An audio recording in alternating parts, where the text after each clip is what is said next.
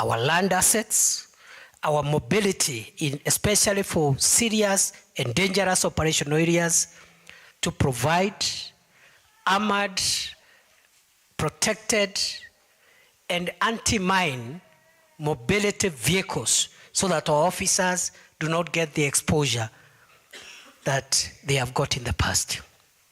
Because the cowards who are perpetuating terror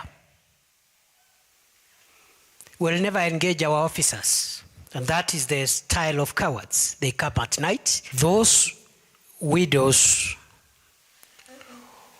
who have the requirements, we have a number of positions which we could support you to be employed, not necessarily in the National Police Service, but generally in the public service.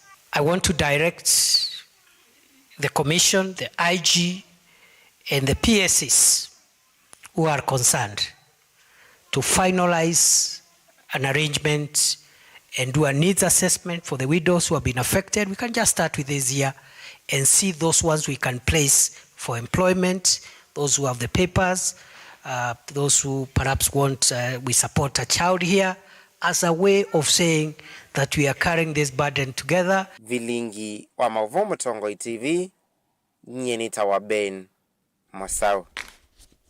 Na ndio usiwe mudia wa Vilingi wa Mauvoo muve mwana kwa lama wakati ya nena itundhini wa mesa itu ya Mauvoo na ndi kumangalikoni itutu kwende wende kutani ilungu ilengi unengele luva Mutongoi TV no yithi wanakiwiyo cha kwa ila nyeni tawamasi wa KITAKA nolo unengele Mauvoo kwanze ya meko ni Teresia mwende tiwanesa.